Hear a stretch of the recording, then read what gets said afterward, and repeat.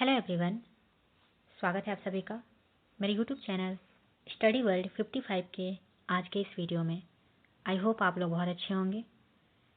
तो फ्रेंड्स, ये वीडियो बहुत ही इम्पॉर्टेंट होने वाला है, जिनकी भी जो है बायोलॉजी सब्जेक्ट है। घटना चक्र की ये बुक है।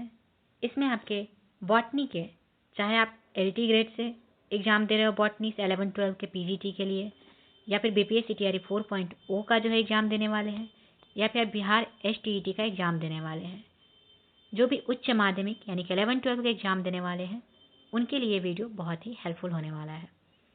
इसमें मैं जो है आपके प्रैक्टिस सेट नंबर 1 जो है कराऊंगी, जो कि आपके एग्ज़ाम पॉइंट ऑफ व्यू से जिसके भी बॉटनी के एग्ज़ाम है उनके लिए काफ़ी जो है हेल्पफुल होंगे। तो वीडियो में लास्ट तक बने रहिएगा। चैनल पर पहली बार विजिट कर रहे हैं तो ऐसे ही प्रैक्टिस सेट के लिए चैनल को सब्सक्राइब जरूर कीजिएगा। तो चलिए स्टार्ट करते हैं क्वेश्चन। उससे पहले जो भी बीपीएससी टीआरई 4.0 की तैयारी कर रहे हैं या फिर बिहार स्टेट के, उनके लिए जो है मेरे चैनल पे प्रैक्टिस से टाइम टू टाइम अपलोड किए जा रहे हैं, तो आप लोग इसे ज़रूर देखिए। तो चलिए स्टार्ट करते हैं क्वेश्चन। तरुण पत्तियां कुंडलित होती है। यंग लीव्स आर क्वाइल्ड इन। तरुण पत्तियां किस में कुंडलित होती है? तो ये जो है यंग लीव्स जो है आपके मार्सिलिया में, फर्न में, साइकस में, तीनों में जो है आपके क्वाइल्ड की जाती है, तीनों में आपके कुंडलित होती है। इसलिए आंसर आपके D all of this correct हो जाएंगे, जो कि आपके देख सकते हैं टीजीटी बायोलॉजी 2013 में पूछा गया क्वेश्चन है। नेक्स्ट आपका क्वेश्चन है कि साबूदाना प्राप्त किया जाता है। साबूदाना किससे प्राप्त किया जाता है? शैगो ग्रेन्स आर ऑब्टेन्ड फ्रॉम। साबूदाना आपके साइकस से जो है प्राप्त किए जाते हैं। किससे? साइकस से। साइकस रिवोल्यूटा के तने से साबूदाना या सागो प्राप्त होते हैं, जो कि स्टार्च होता है, परंतु वास्तविक व्यापारिक साबूदाना एक एंजियोस्पर्म मेट्रोजाइलन से प्राप्त होता है। आंसर आपके क्या हो जाएंगे? साइकस। नेक्स्ट है कि साइकस यानी कि सागो का स्रोत जो है क्या है? अभी अभी मैंने आपको बताया था कि साबूदाना या सागो जो है ये एक प्रकार का स्टार्च होता है। तो cycas is the source of sago, that is option is starch, cellulose, protein, mixture of starch and protein. तो करेक्ट आंसर क्या हो जाएंगे? इसके आंसर हो जाएंगे आपके ए, स्टार्च यहाँ पे आपके सही हो जाएंगे। नेक्स्ट है निम्नलिखित में से कौन पाइनस की प्रजातियों से उत्पन्न नहीं होता है? इसमें से कौन पाइनस की प्रजातियों से उत्पन्न नहीं होता है? Which of the following do not produced by Pinus species? Option दिया है चिलगोजा, सैगो, चीर की लकड़ी, इनमें से कोई नहीं। तो इसमें से कौन जो है पाइनस की प्रजातियों से उत्पन्न नहीं होता है? आंसर आपके यहाँ पे हो जाएगा B, sago is the correct answer. Cycas revoluta के तने से आपको साबूदाना या सैगो प्राप्त होता है, जो कि स्टार्च होता है, या पाइनस से प्राप्त नहीं होता, जबकि आपके चिलगोजा, चीर की लकड़ी ये सभी पाइनस से प्राप्त होती है। तो साबूदाना आपके किससे प्राप्त होते हैं? तो साबूदाना आपके जो है साइकस से प्राप्त होता है, ना कि साबूदाना और सैगो, जिसको साबूदाना को सैगो बोला जाता है, ये पाइनस से नहीं बल्कि साइकस से प्राप्त होता है।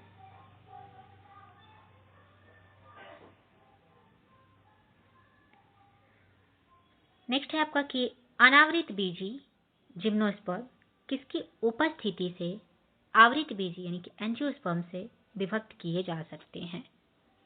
Gymnosperms can be separated from angiosperms by whose presence? That option is leaves, naked seeds, flowers, stems.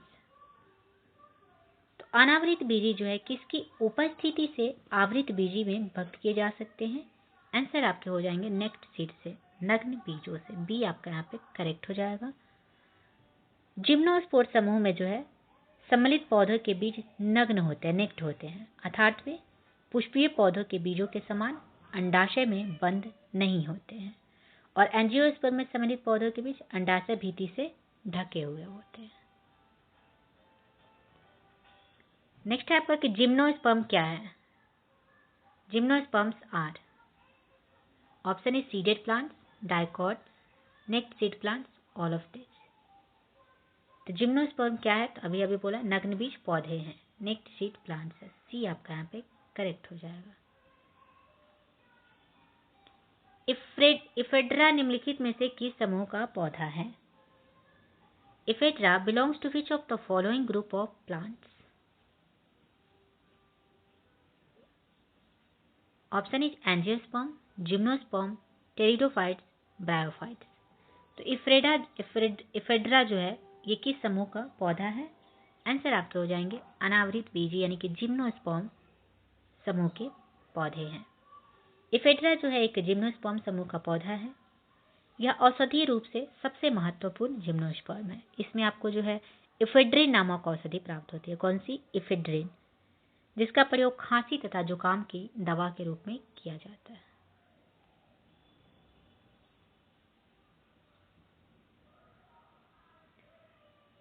Next देखते हैं, औषधीय रूप से सबसे महत्वपूर्ण जिम्नोस्पर्म्स कौन सा है? The most medically important gymnosperms is, option is ginkgo, Cycas, Pinus, Ephedra. अभी मैंने आपको बोला कि इफेड्रा जो है यानी कि जो इफेड्रिन नामक औषधि प्राप्त होती है वो जो है सबसे महत्वपूर्ण जिम्नोस्पर्म है इफेड्रा, यानी कि डी ऑप्शन आपका करेक्ट हो जाएगा। जिसका प्रयोग आपको किस के लिए किया जाता है? तो खांसी तथा जुकाम की दवा के रूप में किया जाता है।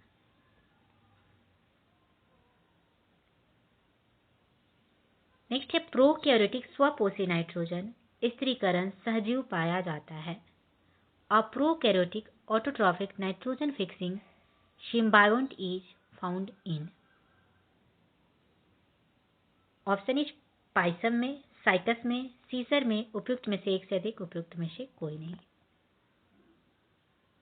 तो प्रोकैरियोटिक स्वपोषी नाइट्रोजन जो है स्थिरीकरण सजीव इसमें किसमें पाए जाते हैं? तो ये आपके साइकस में पाए जाते हैं। बी ऑप्शन करेक्ट हो जाएगा। साइकस की कोलेलाइट जड़ों में नाइट्रोजन स्थिरीकरण करने वाली प्रोकैरियोटिक नीली हरी शैवाल एनाबेना सहजीवी के रूप में पाई जाती है।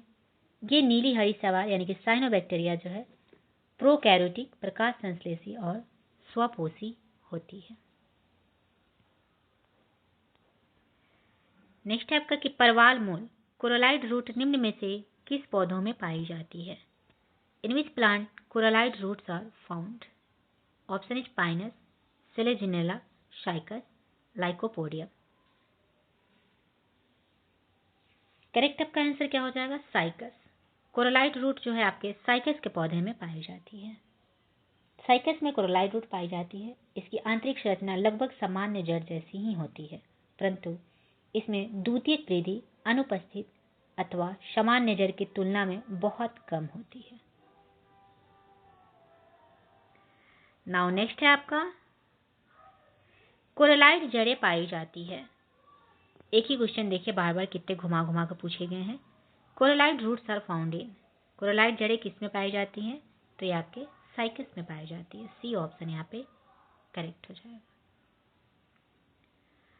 अत्यंत आदिम सदस्य जिसमें जड़ें मौजूद नहीं है। The most primitive members in which roots are not present in, option है Psilotum, Rhynia, Lycopodium, more than one of the above या फिर नन ऑफ द एबव। तो अत्यंत आदिम सदस्य जिसमें जो है कौन सी जड़ें मौजूद नहीं है? तो आंसर आपके हो जाएंगे बी, राइनिया यहाँ पे आपका करेक्ट आंसर हो जाएगा। अत्यंत आदिम सदस्य यानी कि मोस्ट प्रिमिटिव मेंबर राइनिया जो है संघ टेरिडोफाइटा के उपसंघ साइलोफाइटा का सदस्य है। इसमें संवहन ऊतक केवल तना में पाया जाता है। जल का अवशोषण मूलाभ्यास करते हैं। जड़ें जो है अनुपस्थित होती है।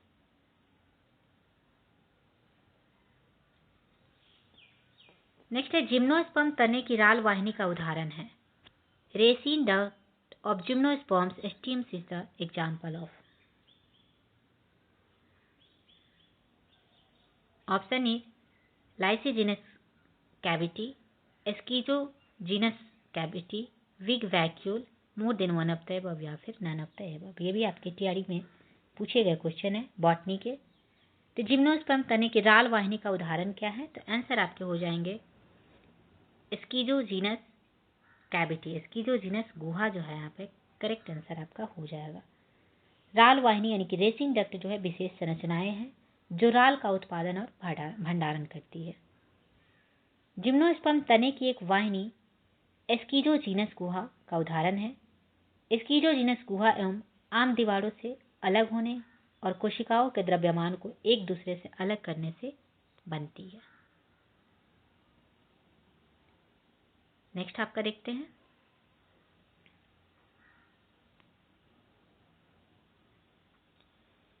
एक अनावृत बीजी की पत्ती में 16 गुणसूत्र है। इसके भ्रूण पोष में जो है कितने गुणसूत्र होंगे? There are 16 chromosomes in the leaf of a gymnosperm. How many chromosomes would occur in its endosperm?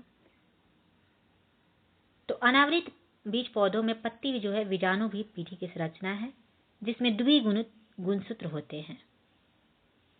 यदि द्विगुणित अवस्था में 16 गुणसूत्र है तो अगुणित अवस्था में कितने हो जाएंगे? तो 8 गुणसूत्र हो जाएंगे। तो आंसर आपके 8 यहाँ पे करेक्ट आंसर हो जाएगा। जिम्नोस्पर्म में भ्रूणपोष होता है। The endosperm of gymnosperm is. तो जिम्नोस्पर्म जो एंडोस्पर्म होता है वो होते हैं हैप्लोइड यानी कि अगुणित। सी आपका करेक्ट हो जाएगा।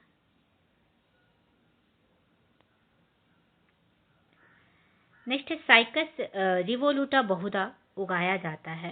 Cycas revoluta is widely grown as औषधीय के पौधे के रूप में, सजावटी पौधे के रूप में, तेल उत्पादक पौधे के रूप में या फिर काष्ठ उत्पादक पौधे के रूप में। तो साइकस रिवोल्यूटा ये जो है किसमें उगाए जाते हैं? तो ये आपके सजावटी पौधे के रूप में उगाए जाते हैं यानी कि ऑर्नामेंटल प्लांट्स के रूप में उगाए जाते हैं। बी ऑप्शन करेक्ट हो जाएंगे।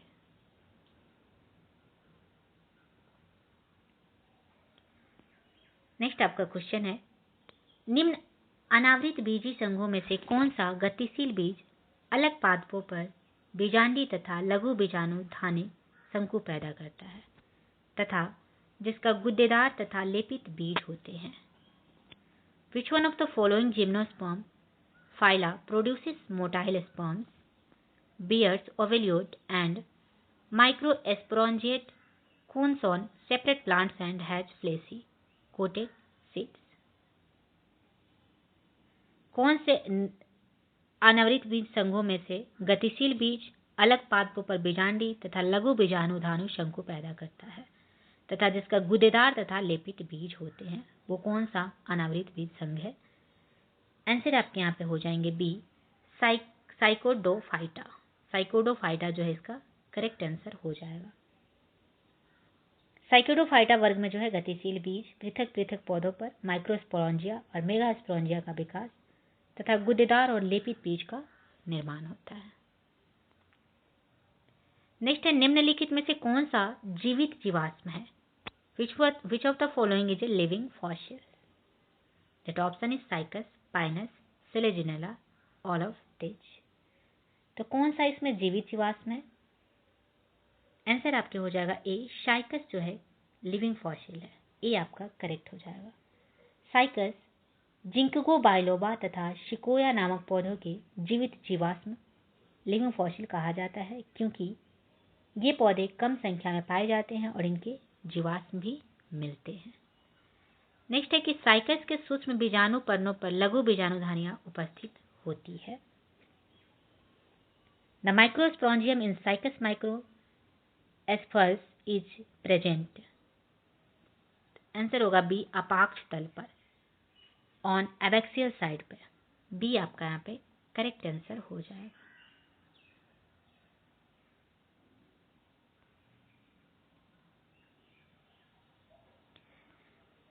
नेक्स्ट आपका क्वेश्चन है कि साइकस में किस प्रकार की बहुभ्रूणता देखी जाती है? Polyembryony seen in Cycas is. Cycas में किस प्रकार की बहुभ्रूणता देखी जाती है? ऑप्शन आपका है potential true polyembryony, cleavage polyembryony, adventitive polyembryony या फिर more than one of the above या फिर नन ऑफ द एबव। तो साइकस में किस प्रकार की बहुभ्रूणता देखी जाती है? तो संभावित वास्तविकता बहुभ्रूणता यानी कि पोटेंशियल ट्रू पॉलीएम्ब्रोइनी, ये आपका करेक्ट आंसर हो जाएगा। साइकस में संभावित जो है आपको वास्तविक बहुभ्रूणता देखी जाती है। इसका मुख्य कारण क्या है? तो एक ही बीजाणु में कई स्त्रीधानियों यानी कि आर्किगोनिया का होना तथा इसका एक साथ निषेचित होकर कई अलग अलग भ्रूणों का निर्माण कर देना। साइकस के बीजांड में निम्नलिखित ऊतकों में से कौन सा हेल्पाइड है? Which of the following tissues in cycas ovule is haploid? Option A is integument, new cells, endosperms, none of the above. तो साइकस के बीजांड में इसमें से कौन ऊतक में से कौन सा हेल्प्लॉइड है? करेक्ट आंसर हो जाएगा सी, भ्रूणपोष, endosperm is the correct answer. Cycas का बीजाणु जो है ऑर्थोट्रोपस यानी कि रीजू जो है एक स्तरीय अवृंत या छोटे वृंत वाला होता है और साइकस का बीजाणु पादप जगत का सबसे बड़ा बीजाणु है।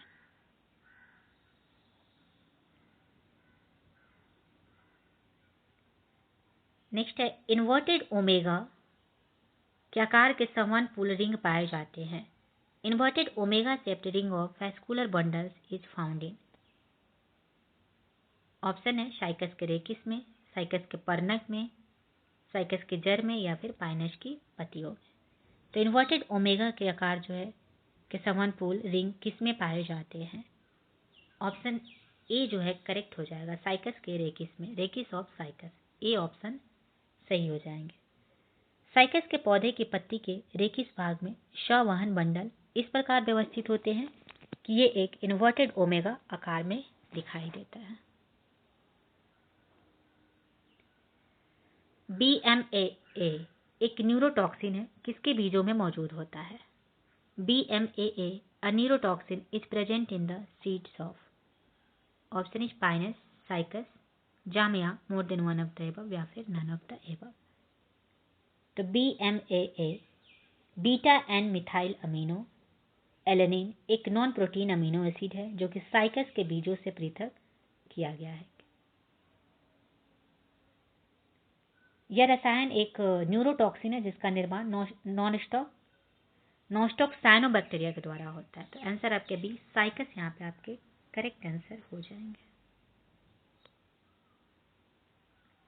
कौन सा कथन साइकस के लक्षण का वर्णन नहीं करता है? ऑप्शन दिया हुआ है दो तरह की पत्तियां, मानोशियस, कील आकार माइक्रोस्पोरोफिल या फिर जड़ में माइकोराइजा संगति। तो इसमें से कौन सा कथन जो है साइकस के लक्षण का वर्णन नहीं करता है? तो साइकस जिम्नोस्पर्म संघ का एक सदस्य है। इसमें दो प्रकार की पत्तियां, सामान्य पत्ती, सल्की पत्तियां पाई जाती है। तो साइकस में प्रत्येक माइक्रोस्पोरोफिल ऊडी, चपटा और त्रिकोणीय होता है। तो इसमें कौन सा लक्षण नहीं पाया जाता है? तो इसमें मानोशियस, कील आकार माइक्रोस्पोरोफिल जो है नहीं पाए जाते हैं। सी ऑप्शन करेक्ट है। नाउ नेक्स्ट क्वेश्चन आपके आते हैं, निम्नलिखित में से कौन सा कथन इसमें गलत है? Which of the following statement is incorrect? Coralloid जड़ में शैवाल क्षेत्र होता है, इसमें से कौन सा गलत पूछा गया है? तो कोरोलाइट जड़ में जो है शैवाल क्षेत्र होते हैं, बिल्कुल करेक्ट है। कोरोलाइट जड़ में कॉर्टेक्स विभेदित नहीं होता है। कोरोलाइट जड़ों को जो है एपिडर्मिस, कॉर्टेक्स, एंडोडर्मिस, पेरिसाइकिल और स्टेम में विभेदित किया जाता है, न कि नहीं किया जाता है। तो यहाँ पे नहीं दिया हुआ है, तो यही ऑप्शन आपका गलत हो जाता है कि कोरोलाइट जड़ में जो है कॉर्टेक्स विभेदित होता है। Cortex, epidermis, endodermis, pericycle, stem ये सभी जो है विभेदित किए जाते हैं। कोरोलाइट जड़ साइकस में पाई जाती है। इन जड़ों में साइनोबैक्टीरिया जैसे एनाबिना पाए जाते हैं जो नाइट्रोजन स्थिरीकरण करते हैं। अतः कोरोलाइट जड़ में कॉर्टेक्स विभेदित नहीं होता, यह कथन आपका गलत दिया हुआ है। तो गलत ही पूछा गया, इसलिए बी ऑप्शन ही करेक्ट हो जाएगा। निम्न में से कौन सी जाति हैप्लोजाइलन और डिप्लोजाइलन नामक दो जातियों में से विभक्त की गई है? Which of the following genus has been divided into two subgenera named Haploxylon and Diploxylon? Answer will be pinus. B आपका करेक्ट यहाँ पे आंसर हो जाएगा।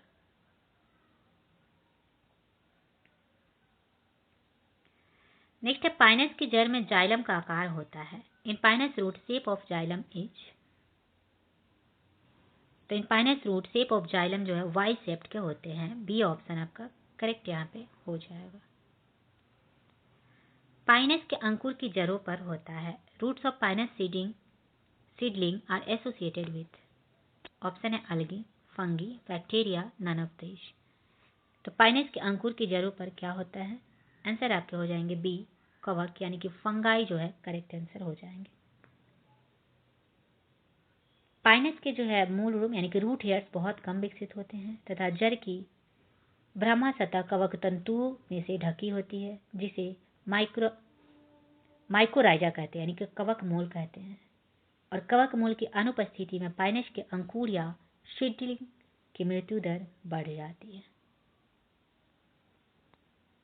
नेक्स्ट है पाइनस में बीजांड का प्रकार है। The type of ovule of Pinus is, option is anatropous, orthotropous, campylotropous, सर्सिनोट्रोपस।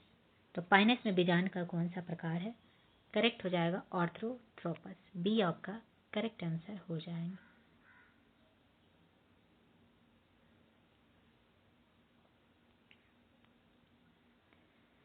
Next है कि पाइनस में परागकण किस अवस्था में स्फुटित होते हैं? इन पाइनस पॉलन ग्रेन्स डेहिसिस एट, तो पाइनस में जो है परागकण ये आपके 4 कोशिकीय अवस्था में होते हैं यानी कि 4 सेल्ड स्टेज में स्फुटित होते हैं। पाइनस में माइक्रोस्पोर का अंकुरन जो है इन सिटू होता है, अर्थात इनका अंकुरन माइक्रोस्पोरेंजियम में ही शुरू हो जाता है। माइक्रोस्पोर सर्वप्रथम एक अनुप्रस्थ विभाजन द्वारा एक छोटी जो है प्रोथेलियल कोसा तथा एक बड़ी एपिकल कोसा में बढ़ जाता है। एपिकल कोसा दोबारा विभाजित होकर एक द्वितीयक प्रोथैलियल कोशा तथा एक पुंधानी कोशा बनाती है। पुंधानी कोशा कुछ समय बाद विकसित होकर एक जनक कोशा तथा एक ट्यूब कोशा बनाती है। पाइनस में 4 कोशीय अवस्था में माइक्रोस्पोर माइक्रोस्पोरेंजियम से स्वतंत्र हो जाता है, अर्थात स्फुटित होते हैं तथा वायु द्वारा ये 4 कोशिकीय जो है नर गेमेटोफाइट बीजांड के पालन चैम्बर में पहुंच जाते हैं, जहां इसका शेष विकास होता है। नेक्स्ट है किस जिम्नोस्पर्म में बीजांडधार सल्क होते हैं? Which gymnosperms has ovuliferous scales? Option is Cycas, Pinus, Ephedra और ओरिकेरिया। तो किस जिम्नोस्पर्म में बीजांडधार सल्क होते हैं? आंसर आपके हो जाएंगे पाइनस में। बी आपका करेक्ट आंसर हो जाएगा। पाइनस के बीजांडधार सल्क भाग होते हैं। Ovuliferous scale of Pinus is a part of, option is बीजांड के, बोना सूत के, माइक्रोस्पोरोफिल के या फिर मेगास्पोरोफिल के। तो पाइनस के बीजांडधार सल्क भाग किसके भाग होते हैं? आंसर आपके हो जाएंगे मेगास्पोरोफिल के। डी आपका करेक्ट यहाँ पे आंसर हो जाएगा। पाइनस का बीजांडधार सल्क निम्नलिखित में से किसका भाग होता है? The ovuliferous scale of Pinus is a part of which of the following? Option है मेगास्पोरोफिल, ओव्यूल, माइक्रोस्पोरोफिल या फिर ड्वार्फ सूट। आंसर हो जाएगा ए, महाबीजाणुपूर्ण मेगास्पोरोफिल। एक सल्क जो मादा स्ट्रोबिलस या शंकु में ओव्यूल से सीड का धारण करता है उसे जो है ओविलोफेरस स्केल कहा जाता है। यह सर्पिलाकार काष्ठकीय सल्क जो शंकु का निर्माण करता है के कक्ष में पाया जाता है। पिक्नोजाइलिक काष्ठ पाई जाती है। Pycnoxylic would is found in, तो पिक्नोजाइलिक काष्ठ ये आपके पाइनस में पाए जाते हैं। करेक्ट हो जाएंगे पाइनस। पाइनस के तने में एक ही कैम्बियम रिंग सक्रिय बना रहता है, जिसे एक मोनोजाइलिक कंडीशन कहते हैं। इससे बना द्वितीयक जाइलम दृढ़ हो जाता है, जिसे पिक्नोजाइलिक वुड कहते हैं। तो आंसर आपके बी यहाँ पे करेक्ट हो जाएंगे। पाइनस की काष्ठ क्या है? The wood of Pinus is, Pinus की काष्ठ है सघन दारुक यानी कि पिक्लोजाइलिक। करेक्ट आंसर हो जाएगा ए।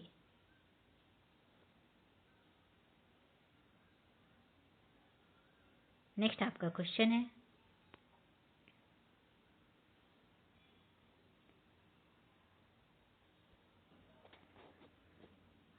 पाइनस वर्गीकरण में निम्न किस समूह की कोटि में आता है? Pinus belongs to order. Option है कोनीफेरस, जिंकगोरल्स, साइकेडस या फिर नेटल्स।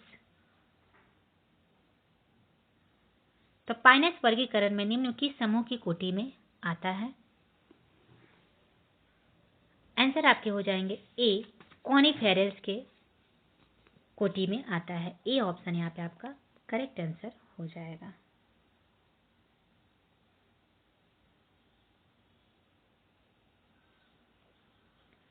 पाइनस का कास्ट होता है would of pinus is.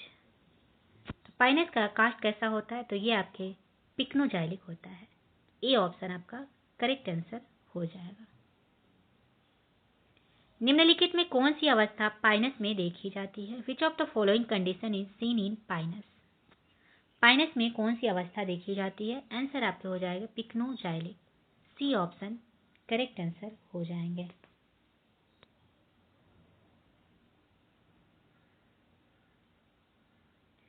Pinus का कास्ट होता है the wood of pinus is. Pinus का कास्ट कैसा होता है? तो ये आपके पिक्नोजाइलिक होते हैं। बी ऑप्शन करेक्ट हो जाएगा। देखिए एक ही क्वेश्चन जो है कितना पूछा गया, इसका मतलब कितना इंपॉर्टेंट क्वेश्चन है ये, तो आप लोग इसे ध्यान में रख के जाइएगा। नेक्स्ट है पाइनस में पाया जाता है सिर्फ, in pinus present only.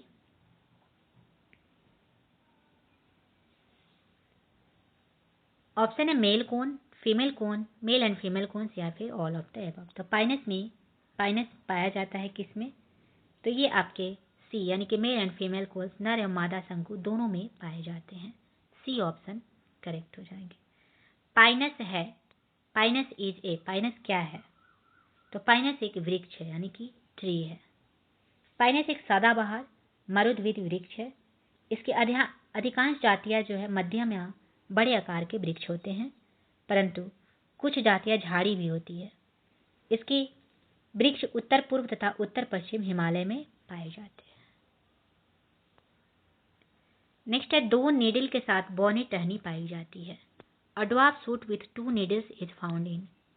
Option है पाइनस जिरार्डियाना में, पाइनस लॉन्गिफोलिया में, पाइनस मोनोफाइला में, पाइनस सिल्वेस्ट्रिस में।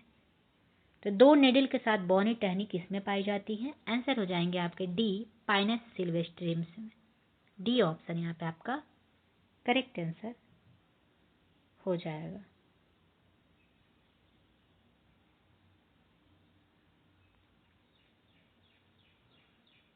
नेक्स्ट आपका क्वेश्चन है कि तारपीन का तेल प्राप्त होता है। तारपीन ऑयल इज ऑब्टेन्ड फ्रॉम। तारपीन का तेल किससे प्राप्त होता है? तो तारपीन का तेल आपके पाइनस से प्राप्त होते हैं। डी ऑप्शन करेक्ट हो जाएंगे। तारपीन का तेल पाइनस से प्राप्त होता है। पाइनस वृक्षों से रेजिन नामक एक पदार्थ प्राप्त होता है।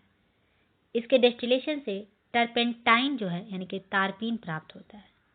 तारपीन का उपयोग हम लोग पेंट, पॉलिश इत्यादि में विलायक के रूप में करते हैं। इसमें कपूर जो है, टर्पेनॉल एवं अन्य बहुमूल औषधियां भी बनती है।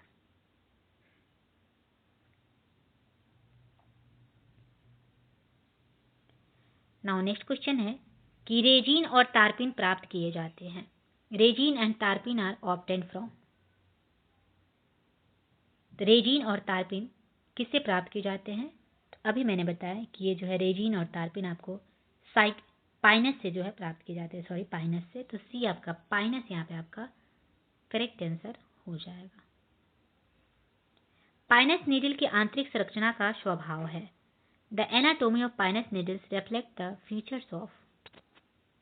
Correct answer will B xerophyte यानी कि मरुद्भिद प्रकार के पाइनस नीडल जो है ये आपके मरुद्भिद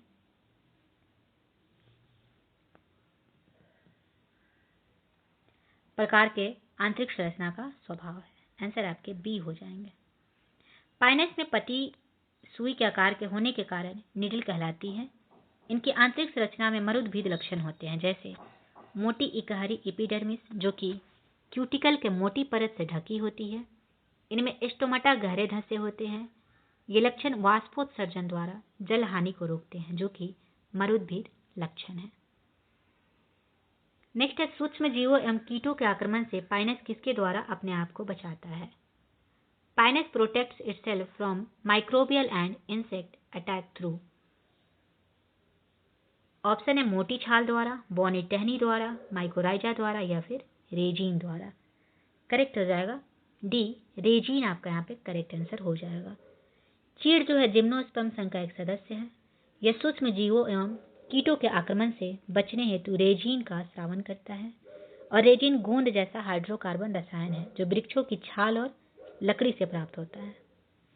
अन्य पेड़ों की तुलना में चीड़ के पेड़ों से अधिक मात्रा में रेजिन निकलता है और रेजिन का प्रयोग हम लोग गोंद, सुगंध, वार्निश और अगरबत्तियां बनाने हेतु यूज करते हैं। और चीड़ के रेजिन से प्राप्त तारपीन का तेल एक महत्वपूर्ण पदार्थ है जो बहु उपयोगी है, बहुत ही उपयोगी है। नेक्स्ट आपका क्वेश्चन है कि पंखीय परागकण पाए जाते हैं। Winged pollen grains are found in. पंखीय परागकण किसमें पाए जाते हैं? तो ये आपके पाइनस में पाए जाते हैं। पंखीय परागकण किसमें पाए जाते हैं? तो ये आपके पाइनस में पाए जाते हैं। बी आपका करेक्ट हो जाएगा। किस पौधों में पंखों वाला परागकण उत्पन्न होते हैं? Winged pollen grains are found in. तो किस पौधे में पंखों वाला परागकण? तो अभी मैंने बोला आपके पाइनस में। सी आपका करेक्ट हो जाएगा। पाइनस के परागकण का पार्श्व पक्ष है। The wing of A Pinus pollen grain is. Answer आपके हो जाएंगे ए, ब्राह्मचोल, एक जाइन जो है होते हैं। पाइनस के परागकण का जो है एक जाइन दो पार्श्व विंग्स में विस्तृत होते हैं जिसे हम लोग विंड पॉलिनेशन के योग्य बनाते हैं। नेक्स्ट जो ये रहे आपके टोटल 50 क्वेश्चन। नेक्स्ट आपके जो है नेक्स्ट वीडियो में, अगर वीडियो पसंद आए तो चैनल को सब्सक्राइब कीजिएगा। नेक्स्ट वीडियो के लिए जरूर कमेंट कीजिएगा। पसंद आए तो चैनल को सब्सक्राइब शेयर जरूर करेंगे। मिलते हैं फिर से नेक्स्ट क्वेश्चन जो है नेक्स्ट पार्ट में लेकर आएंगे। 50 से 100 क्वेश्चन फिर से नेक्स्ट पार्ट में लेके आएंगे जो कि आपके बॉटनी के लिए बहुत ही हेल्पफुल होने वाले हैं। चाहे आप बीपीएससी तैयारी 4.0 के पीजीटी की तैयारी कर रहे हो बॉटनी के, या फिर एसटीईटी का जो है पीजीटी का तैयारी कर रहे हो, या फिर एलटी ग्रेड के पीजीटी बॉटनी की तैयारी कर रहे हो, सभी के लिए बहुत ही हेल्पफुल होने वाला है। तो चलिए आज का वीडियो यहीं पे समाप्त करते हैं। मिलते हैं नेक्स्ट वीडियो में। Thank you very much.